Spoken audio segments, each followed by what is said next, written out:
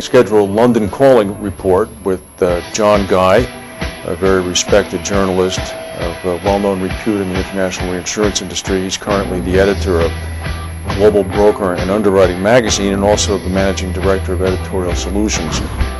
Mr. Guy writes frequently for Lloyds List and a number of other newspapers. John, are you with us this morning? I am, yes. Very good. Well, thank you for taking time once again to speak with us. We appreciate that. Let me ask you a question. We've begun to notice some fallout over there in the D&O markets from the U.S. subprime crisis. Is this something that people over there have their fingers on the pulse on? They're certainly concerned. I think the issue being that a lot of the companies feel that we're still too early in the whole process to get a full grasp of exactly just how deep this potential D&O pit is going to be.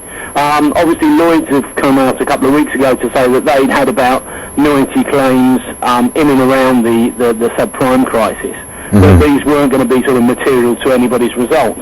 However, I think there is still some concern that as the full impact on the shareholders and obviously on other stakeholders of those affected by subprime, we are going to see more class actions. We may see more litigation, and I think that's where the full impact I think over here is going to be felt, because of course a lot of it will filter its way back into London via those D&O policies and also those direct insurers reinsurance treaties. So I think from our point of view, there's still a great deal of concern, although at the moment we've not really seen sort of a big impact in cold hard pounds and dollars. Well, I think you can take it to the bank, no pun intended, that we're going to see a number of more lawsuits, because I think the class action suits are going to become manifest certainly by the end of this year. The fallout over here, at least the feeling being expressed by people in the financial market, is that we're somewhere in the middle of this prospect. And I think as people who are shareholders begin to go back and look at the mistakes and the errors and really the asleep at the wheel kind of thing that management of some of these large banks, Merrill Lynch and others, Bear Stearns, had when this was going on, I'm pretty sure there's another shoe waiting to drop here. Absolutely, I think you're right, and I think once again, what I suppose that the fear from a lot of the insurers or the underwriters is that there's one of these lawsuits or one of these class actions is going to strike pay dirt in terms of how they sort of approach the approach the courts with this, and of course then we'll see a lot of sort of other suits and actions which will sort of aim to copy that, because of course they'll want to have the same success. Do you think there'd be any instruction ever? I'm not sure if there was ever a parallel with the asbestos situation. Would there be any instruction from Lloyds as far as reserving, getting stuff ready just in case there is a big thing coming down the pike? Absolutely. They've the head of their franchise directorate, Ralph Toller, yes, and Luke Savage, the chief financial officer of Lloyds, have actually been back to each and every syndicate in Lloyds to ask them to reassess their underwriting strategy for 2008 and also their reserving policies in the light of obviously falling insurance rates and of course the threat from the likes of subprime and some of the and of course the whole credit crunch. Mm-hmm. Mm-hmm. So I think the action is already underway, I believe, and I think there was a fairly heavy hint dropped by Lloyds, although they won't, obviously they don't want to sort of set the cat amongst the pigeons. But I think they dropped a fairly heavy hint during their sort of results announcement that they had entered into discussions with a number of the syndicates just to make sure they had a good grip on just how far, if anything, the liabilities for the various participants in the Lloyds market had gone on this. Well, Mr. Tolley and Mr. Ward and Lord Levine have been very busy of late. We noticed in the middle of the week there was an article that popped up from South America saying that the Brazilian insurance regulator had been inundated by so many applications from foreign companies coming in to operate in Brazil that they might have to push back the opening, which was scheduled for yesterday. And then lo and behold, yesterday Lord Levine appeared saying that Lloyds, in fact, had snatched the first license granted by Brasilia. What are their plans over there? I mean, they seem to be acting in a very big way on the global stage, expanding wherever they can. I think, to be quite honest, that they have taken the view that they need to get a lot closer to the regional markets, their regional clients. The rates are falling. I think they appreciate that if they've actually got hubs or centres that are actually in the regions, they will also be able to access sort of lower levels of corporate business that traditionally wouldn't come into London. I think the days where the underwriters in London will be able to just sit in Lime Street and in Fenchurch Street and wait for all the business to come through the door are gone. They appreciate that. They're being quite bullish. They've already turned around and said, as you say, Brazil. They're looking at the big issue. I think the big decision for this year will be where they site their operations in the Middle East. Dubai clearly is favourite. They've been very aggressive in attracting international capital into the market. But there is the dark horse in Qatar, because Qatar have been wooing London.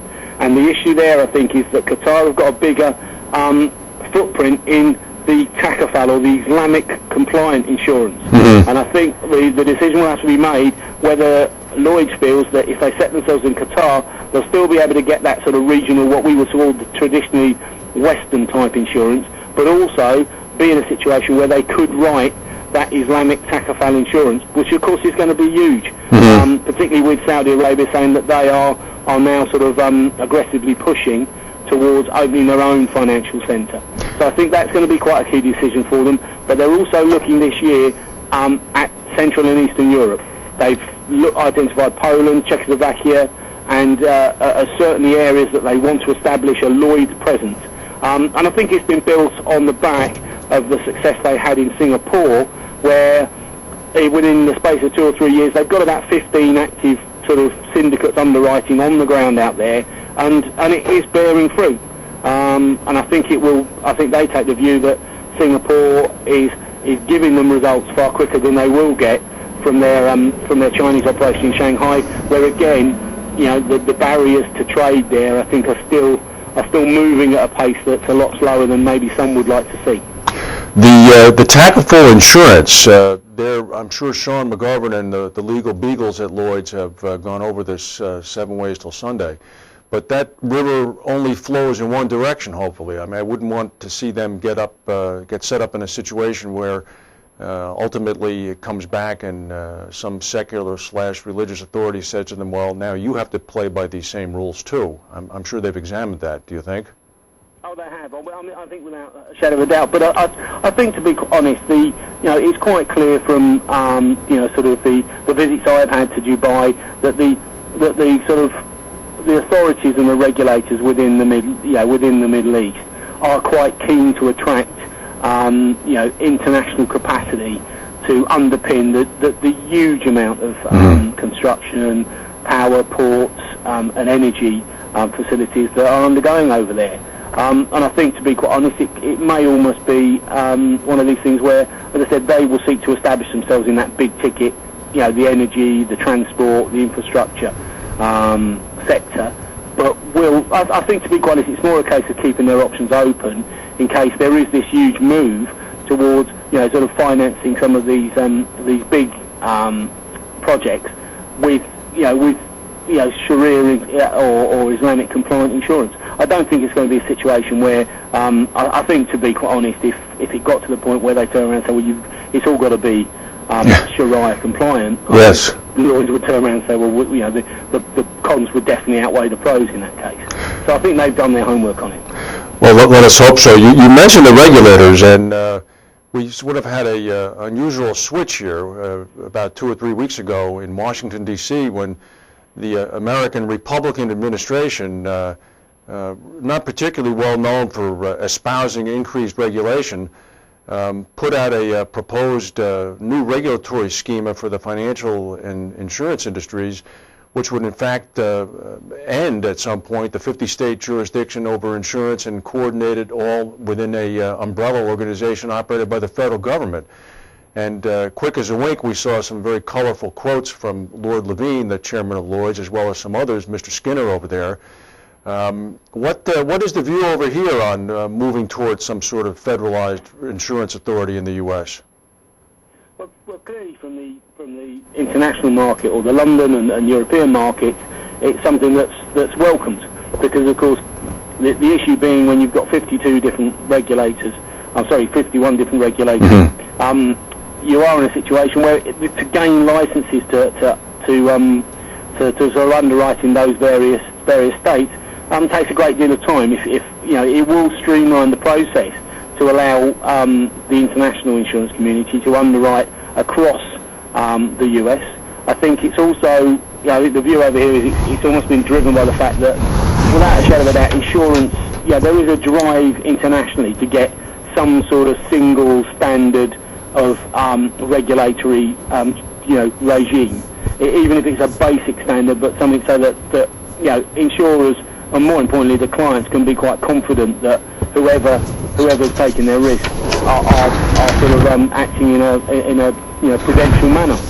The other thing, of course, is that everybody turns around here and says that with the EU we've got now almost over 20 odd states, and we are driving forward, and we're well advanced with a single European regulatory regime for the insurance and reinsurance sectors. So therefore, I suppose from our point of view, it's, well, we've shown you how to do it. Now let's see. You've got the opportunity now to see how we work and adapt your regulation accordingly. Well, it's certainly a compelling argument to be made when you have 20-odd states with 20-odd languages and 20-odd cultural histories to be able to come together under one regulatory schema. When you glance over here and you have 50 states, 51 jurisdictions speaking one language with one common history, I can see their point. And of course, the other issue is from the international market's point of view, we would hope that may well see another revision of the whole collateralization debate for alien reinsurance companies. Indeed, and that's a debate that we follow very closely here, and when we have you on next, maybe we can talk in greater depth about that.